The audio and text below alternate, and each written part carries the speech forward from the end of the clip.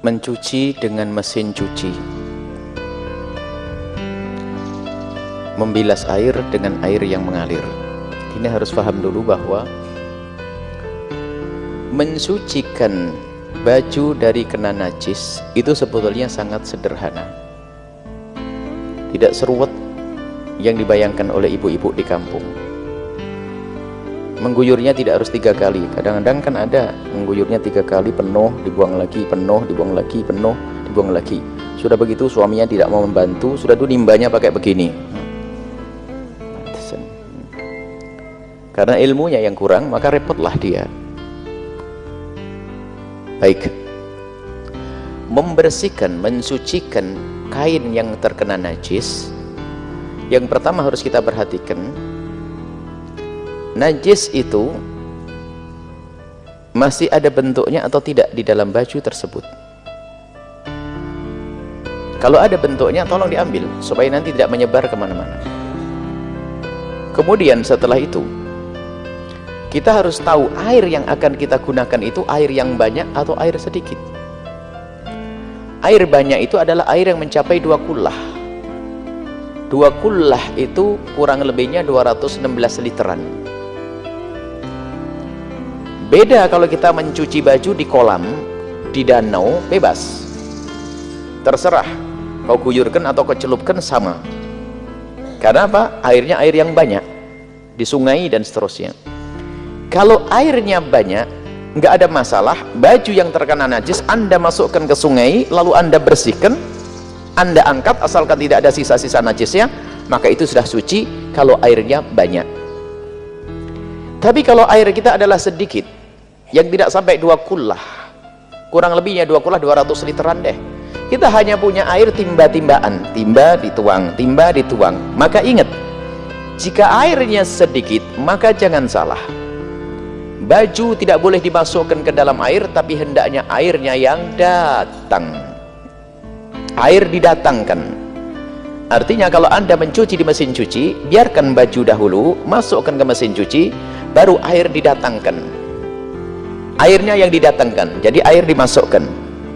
Kemudian untuk menjadikan baju itu suci, cukup yang penting airnya menggenang, menjangkau semua seluruh baju, kemudian digoyang-goyang sedikit, kemudian diambil bajunya, asalkan najisnya sudah tidak ada, maka baju ini sudah suci. Biarpun ternyata airnya nanti menjadi berubah warnanya, dibuang saja, nggak usah dimasak, buang.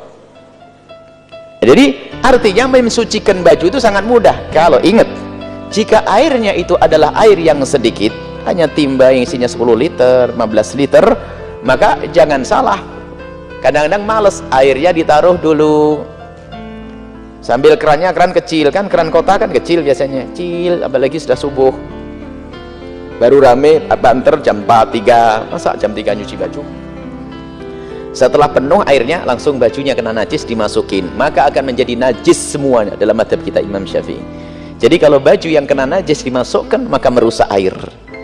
Tapi caranya, kalau Anda pakai mesin cuci adalah paling menampung 25 liter dia, artinya tidak akan menjadi air banyak. Ini mesin kecil rata-rata lah.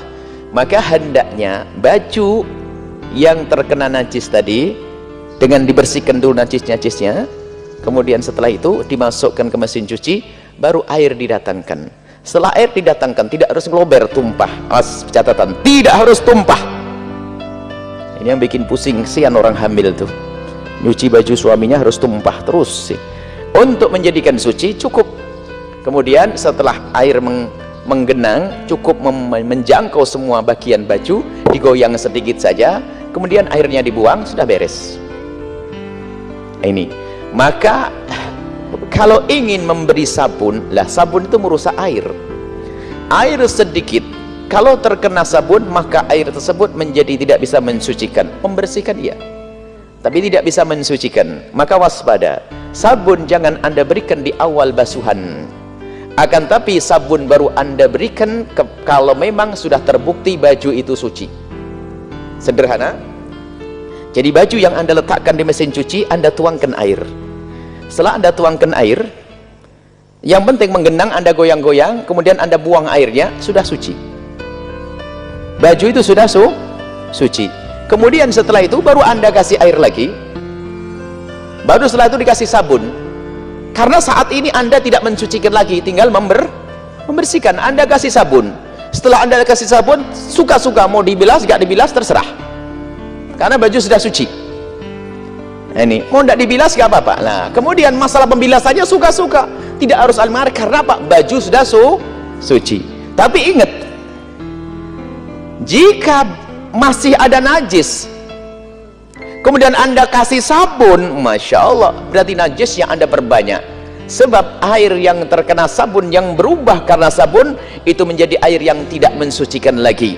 Biarpun semula suci, tidak mensucikan. Kalau tersentuh najis, menjadi najis semuanya. Jadi sebetulnya tidak susah, sangat mudah. Sehingga setelah itu, setelah Anda sucikan lalu airnya dibuang, kalaupun tidak dibuang, bisa saja tanpa harus Anda buang. Misalnya, baju Anda hanya bekas ini kena kencing. Kena kencing kan tidak ada bekas warnanya. Yang repot adalah empuknya orang gede. Kalau masalah air kencing, anak kena pipis anak-anak kita, taruh di mesin cuci, kemudian dikasih air, setelah digoyang-goyang begitu, sudah suci. Kemudian airnya gimana? Asalkan airnya tidak berubah warnanya, air itu tidak akan berubah, tinggal kasih sabun saja setelah itu. Tapi kalau ternyata airnya jadi kuning, wah, empuknya yang nyebar itu. Tapi kalau memang airnya sudah, bajunya sudah kita bersihkan, lalu dimasukkan ke mesin cuci, lalu dikasih air, kemudian setelah itu Anda goyang-goyang, kemudian Anda lihat begini sudah bersih, maka airnya di dalamnya mana? Air mustakmal itu nanti kalau sudah terpisah. Kalau belum, tidak akan menjadi mustakmal. Maka air tersebut bisa dikasih sabun, karena proses pensuciannya sudah, tinggal sekarang proses pembersihannya. Kemudian setelah itu Anda kasih sabun, Anda goyang-goyang, kemudian Anda buang, kasih air lagi, buang. Terserah airnya air apa saja, air degan juga boleh, karena yang jelas pensuciannya sudah beres. Ini adalah yang perlu dipahami, masalah bagaimana kita mensucikan najis. Ada fikih praktis yang kami hadirkan. Memang kadang-kadang kalau diambil tengah begini kadang kurang paham, tapi kalau kita memulai dari awal, masalah fikih praktis kami dari awal nyambung, di sini sudah tahu jawabannya. Jadi harus dari awal di sini. Ini adalah jawaban sepintas, caranya seperti itu. Jadi kalau membilasnya, karena baju tersebut sudah suci, maka membilasnya pun ya terserah, airnya mau didatangkan atau airnya didatangi, nggak ada masalah. Sampai bersih, nggak harus sampai bersih. Ada sisa-sisa bau sabunnya, sayang banget, biar wangi juga boleh. Karena apa? Proses pensuciannya sudah beres. Baik, ini adalah sepintas. Mohon bagi yang belum jelas, agar tidak salah paham, ada bisa ngambil kopi-kopi, fotokopi video-video tentang fikih praktis, ya kami hadirkan, karena harus ada kesempurnaan. Sebab nanti yang kita bahas dulu tentang apakah air mustakmal. Air mustakmal, ada air mustakmal di raf'il hadas, untuk mengangkat hadas, ada hadas besar, hadas kecil, ada untuk izalatin najasah, itu untuk mengangkat najis. Semua ada syarat-syaratnya di situ. Kemudian setelah itu najis ada dua, hukmiyah dan ainiyah, nanti dibahas rinci insyaallah. Bisa dilihat nanti, kalau mau dihadirkan fikih khusus nanti dihadirkan.